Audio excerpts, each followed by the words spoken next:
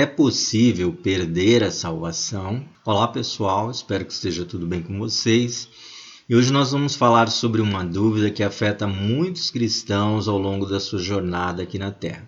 Está ligada à doutrina da salvação. E a pergunta é possível perder a salvação? Será que um cristão pode perder a sua salvação? Ou é verdade que uma vez salvo, salvo para sempre? Então essa pergunta ela pode gerar muitos debates e causar muito medo e ansiedade em algumas pessoas. Imagine se você cometer um pecado tão grave que resulte na perda da sua salvação. Mesmo entre os grandes teólogos, existe muita discordância sobre essa questão. Então eu gostaria de apresentar algumas questões dentro da Bíblia que, a meu ver, precisam ser consideradas. Então fique comigo até o final do vídeo que eu quero compartilhar com você 7 pontos essenciais que precisam ser levados em consideração por aqueles que creem na promessa de salvação através do sacrifício de Cristo na cruz. Então uma pergunta básica é como definir se uma pessoa tem a salvação ou não. Eu lembro que quando eu era adolescente, em uma igreja pentecostal, muitos pastores consideravam que a pessoa estava salva quando ela ia lá na frente, levantava suas mãos e fazia uma confissão ali, recebendo Jesus como Salvador. Outros acreditavam que a pessoa estava salva após se batizar, ser batizada com o Espírito Santo. Muitos acreditam que a pessoa está salva por frequentar determinada igreja e seguir um tipo específico de doutrina, por ter uma carteirinha de membros, enfim, existe uma infinidade de argumentos que as pessoas usam para definir a possibilidade de salvação. Mas o primeiro ponto que eu quero considerar é que a Bíblia diz que nós somos salvos pela fé, não pelas obras. Lembrando que quando a Bíblia fala de obras, é preciso analisar o contexto para ver se ela está falando das boas obras que devem fazer parte da vida de todo cristão ou das obras da lei de Moisés, que são estatutos, mandamentos e juízos que fazem parte da aliança de Deus com Israel. Em Efésios 2, 8 e 9 diz: porque pela graça sois salvos mediante a fé, e isso não vem de vós, é dom de Deus, não de obras, para que ninguém se glorie. Neste trecho, o apóstolo Paulo escreve à igreja da cidade de Éfeso, afirmando que eles são salvos pela graça mediante a fé, e não por obras da lei ou boas ações. Paulo tenta deixar bem claro que o que determina a salvação de alguém é a graça que é recebida por causa da fé que a pessoa deposita na morte e ressurreição de Jesus, que deu a sua vida pelos nossos pecados. Ele afirma que uma pessoa ela não pode ganhar sua salvação simplesmente por realizar as obras da lei de Moisés ou enchendo sua vida com um monte de boas obras ou boas ações. Caso contrário, as pessoas elas poderiam se gabar de suas conquistas, pois a salvação seria alcançada por mérito próprio e não pela graça, que significa favor não merecido. O que não significa que o cristão não deve realizar boas obras. Uma boa forma de compreender essa situação é pensar que fazemos boas obras porque fomos salvos por Jesus. E o amor de Deus é derramado em nossos corações pelo Espírito que Ele nos deu. Realizamos boas obras porque somos salvos e não para sermos salvos. Tiago 2,26 diz: porque assim como o corpo sem o Espírito está morto, assim também a fé sem obras é morta. Neste trecho, Tiago diz aos cristãos que da mesma forma que um corpo sem o Espírito está morto, a fé sem as obras está morta. Tiago afirma que a crença mental em Deus por si só não é suficiente, pois até os demônios acreditam em Deus, mas estão condenados ao inferno. Ele conclui que a fé ela deve ser acompanhada de boas obras, caso contrário a fé está morta. Embora esse pensamento ele possa parecer contraditório em relação ao pensamento anterior, ele não é. Podemos concluir que alguém que realmente creu em Jesus vai acreditar também em tudo o que ele disse na sua palavra, sendo levado a imitar sua vida e de seus discípulos. Basta ler as cartas de Paulo que é possível ver que ele não fala de uma fé apenas mental e sem compromisso. mas sim, Paulo fala de uma fé compromissada com tudo que o Senhor ensinou e com a missão que ele nos deixou, que é pregar e viver o Evangelho, e amar a Deus e ao próximo de tal forma que todos nos reconheçam como discípulos de Jesus. O segundo ponto é que a fé apenas mental e descompromissada, ela não é capaz de agradar a Deus. Algumas pessoas podem pensar que apenas crer que Deus existe e viver uma vida praticando boas obras é garantia de salvação. Mas na realidade é a fé no sacrifício de Cristo que gera um novo nascimento e uma nova vida. Essa é a fé comprovada e verdadeira que resulta em boas obras. De acordo com a Bíblia, há uma diferença entre crença e fé, e somos salvos pela fé, como foi visto aí em Efésios 2:8. Temos também o texto de Hebreus 11:1, que nos dá a definição de fé e diz o seguinte: ora, a fé é o firme fundamento das coisas que se esperam e a prova das coisas que não se veem. Se você continuar lendo todo o capítulo 11 de Hebreus, verá que aquelas pessoas que realizaram grandes obras e feitos extraordinários, elas foram movidas pela sua fé. Por isso foram chamadas de heróis da fé. A fé daquelas pessoas sempre as levou a fazer algo. A verdadeira fé é algo que te move, te impulsiona em direção à vontade de Deus, te levando a ter uma vida produtiva, guiado pelo Espírito do Senhor, produzindo o fruto do Espírito. A fé verdadeira não gera cristãos improdutivos. Concluímos que a fé verdadeira é funcional e produtiva para o reino de Deus. Então, por esse motivo, quando uma pessoa realmente entende o que Jesus fez e pela fé recebe o seu amor, com certeza ela vai querer retribuir esse amor. Essa pessoa vai querer amá-lo de volta e esse amor vai se manifestar em intimidade e obediência a Deus, como visto em João capítulo 14, versículo 15, que diz: se vocês me amam, obedecerão aos meus mandamentos. Um terceiro ponto que nós precisamos considerar é que a graça ela não representa liberdade para pecar. Romanos 6:1-2 diz: que diremos, pois? Permaneceremos no pecado para que a graça seja mais abundante? De modo nenhum. Como viveremos ainda no pecado, nós os que para ele morremos? Nesse trecho, Paulo essencialmente pergunta: devemos simplesmente continuar pecando porque estamos na graça? Porque se somos salvos pela graça e não por obras, isso quer dizer que podemos levar a nossa vida de qualquer maneira, pois a graça de Cristo vai nos salvar de qualquer forma, certo? Na verdade está errado, né? A resposta a essa linha de pensamento é não, absolutamente não. Se estamos mortos para o pecado, por que devemos continuar pecando? Algumas pessoas podem abusar da graça de Deus, acreditando nesse tipo de afirmação. Alguém poderia pensar: bem, se não sou salvo com base nas obras, sou salvo com base na minha fé em Deus, então posso pecar agora e pedir perdão depois. Afinal, ninguém é perfeito e minha salvação não é baseada no que faço.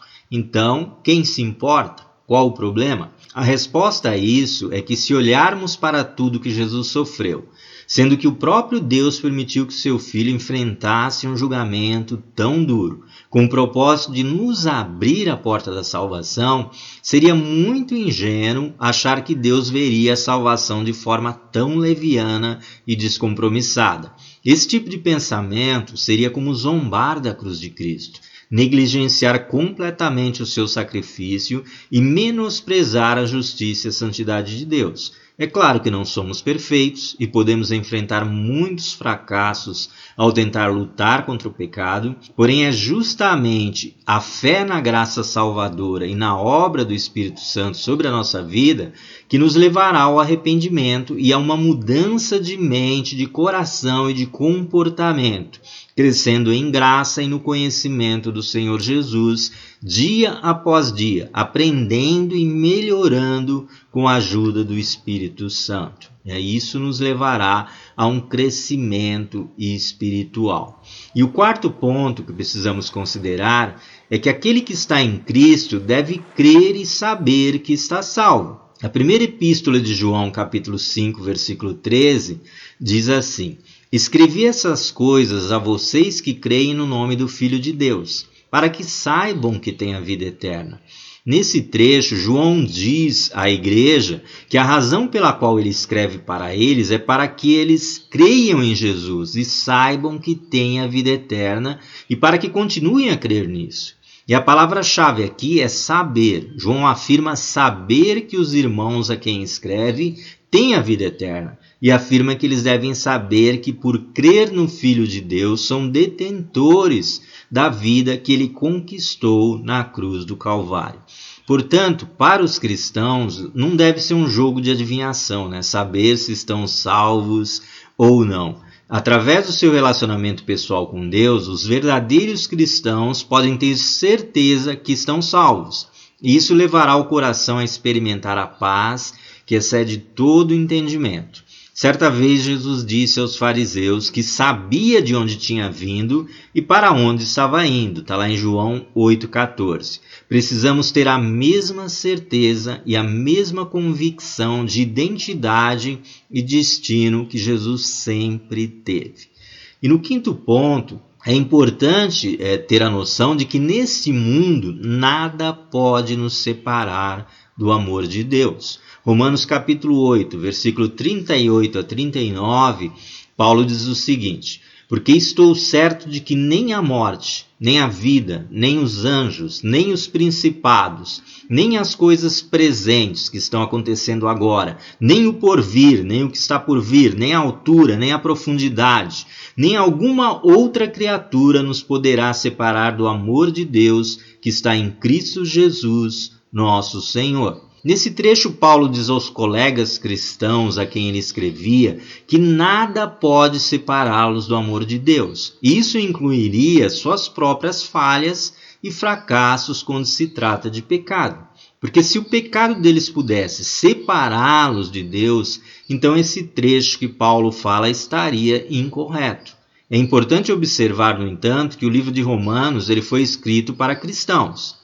Então o que Paulo estava comunicando efetivamente era isso: sobre os crentes que têm fé em Cristo e são justificados nele, nada poderia separá-los do amor de Deus. Isso, porém, não implica viver na prática do pecado, e sim quer dizer que os nossos pecados foram lançados na cruz de Cristo.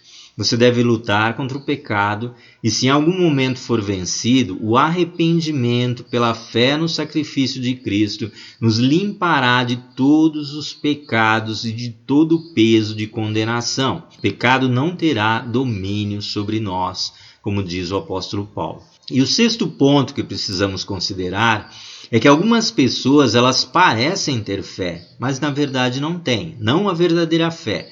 Na primeira epístola de João, capítulo 2, versículo 18 a 19, João diz o seguinte: filhinhos, esta é a última hora. E assim como vocês ouviram que o anticristo está vindo, já agora muitos anticristos têm surgido. Por isso sabemos que essa é a última hora. Eles saíram do nosso meio, mas na realidade não eram dos nossos. Pois se fossem dos nossos, teriam permanecido conosco. O fato de terem saído mostra que nenhum deles era dos nossos. 1 João 2:8-19. João aqui está explicando que existem muitos anticristos, ou pessoas contrárias a Cristo, que estavam presentes e depois saíram do meio dos cristãos, porque nunca foram realmente cristãos. E se realmente fossem cristãos, eles teriam permanecido na sua fé, teriam se mantido firmes na sua caminhada. Há muitas pessoas que aparentam ter fé em Jesus, parecem verdadeiros cristãos, mas nunca foram realmente salvos. Judas Iscariotes foi uma dessas pessoas. Ele foi um dos 12 discípulos que seguia Jesus, servia as pessoas e realizava milagres, mas traiu seu mestre por dinheiro. O mais interessante é que ninguém desconfiou dele até que perceberam que ele tinha traído Jesus. Quando olhamos para aqueles que se diziam cristãos e abandonaram a sua fé, duas coisas são possíveis. Ou eles são como o filho pródigo, e Deus está permitindo que eles tomem decisões ruins e sofram as consequências para depois voltarem arrependidos, ou nunca tiveram realmente fé e, como Judas, fingiram ou até tentaram crer, porém acabaram por amar mais o mundo do que a salvação que Deus nos proporcionou. Quando se trata de salvação, a simples crença mental, ela não é suficiente.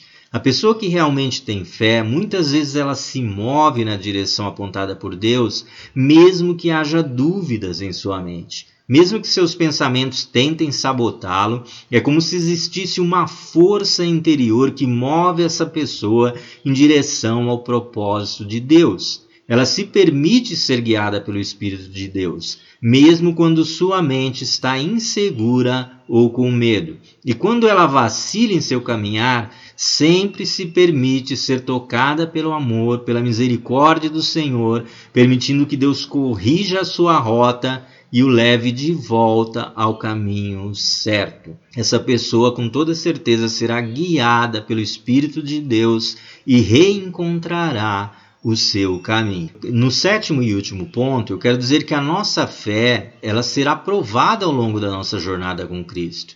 Na segunda epístola aos Coríntios, capítulo 13, versículo 5, diz o seguinte: examinem-se para ver se vocês estão na fé. Provem-se a si mesmos. Não percebem que Cristo Jesus está em vocês, a não ser que tenham sido reprovados. 2 Coríntios 13, 5. Neste trecho, Paulo ordena à igreja de Corinto que examine ou teste a sua vida para ver se estão realmente na fé. Isso é algo que todo cristão deve fazer regularmente. Por quê? Porque somos pecadores e devemos prestar atenção especial a passagens como Mateus 7, 21 a 23, onde Jesus diz: nem todo aquele que me diz Senhor, Senhor, entrará no reino dos céus, mas apenas aquele que faz a vontade de meu Pai que está nos céus. Muitos dirão naquele dia: Senhor, Senhor, não profetizamos nós em teu nome? Em teu nome não expulsamos demônios e não realizamos muitos milagres? Então eu lhes direi claramente: nunca os conheci. Afastem-se de mim, vocês que praticam o mal ou que praticam a iniquidade. Mateus 7, 21, 23. Então precisamos nos certificar de que a nossa fé é verdadeira e, consequentemente, salvadora. Devemos examinar nossas vidas, tendo como base de análise a palavra de Deus. Devemos nos preocupar em saber como anda a nossa fé e o nosso relacionamento com o nosso Senhor Jesus. E não estou dizendo isso para te assustar e nem para você ficar sentindo peso de acusação, nada disso. É para te encorajar a ter certeza da sua salvação. Certifique-se de que você realmente tem uma fé salvadora. A resposta final para alguém que pergunta se é possível perder a salvação, tendo em vista tudo que foi dito até agora, é a seguinte: se alguém é verdadeiramente filho de Deus, crendo ser salvo pela fé, tendo desenvolvido um relacionamento com Jesus através do Espírito Santo, nada pode separá-lo do amor do Pai, como disse o apóstolo Paulo. Portanto, aqueles que realmente nasceram de novo e desenvolveram a sua fé não podem perder a sua salvação. Vemos na Bíblia que todos os que chegaram nesse ponto, até mesmo Pedro, que negou Jesus por 3 vezes, encontraram o caminho de volta a Deus e permaneceram nele até o fim. Porém, devemos estar sempre vigilantes. Satanás tem suas artimanhas e mesmo que você ao cair não fique prostrado, o pecado ele sempre deixa marcas e produz dor, angústia e sofrimento. A palavra de Deus diz que, devido ao aumento da maldade, o amor de muitos esfriará, mas aquele que perseverar até o fim será salvo. Mateus 24, de 12 a 13. A minha oração e o meu desejo é que você se mantenha firmado e perseverante até o fim da sua jornada, para, como prometido na palavra de Deus, receber a coroa da vitória e entrar na cidade pelas portas. Quem entra pelas portas é quem é bem-vindo, né? Quem tenta entrar por outro lugar é porque não é bem-vindo naquela cidade. Então é isso, pessoal. Foi só aí uma breve palavra bem resumida, mas eu acho que se vocês prestarem atenção nesses pontos, vocês vão ver que é possível sim ter certeza da salvação, e aquele que realmente crê no sacrifício de Cristo e desenvolve um relacionamento com Deus, mesmo que ele tenha percalços, ele vai com certeza chegar ao final da jornada e ter sucesso na sua caminhada com Cristo, tá bom? É isso, pessoal, vou ficando por aqui. Se você não é inscrito no canal, se inscreva para ajudar com que essa palavra chegue a mais pessoas. Deixe também o seu like, ajuda muito no vídeo. Um abraço a todos e, se o Senhor permitir, até um próximo vídeo.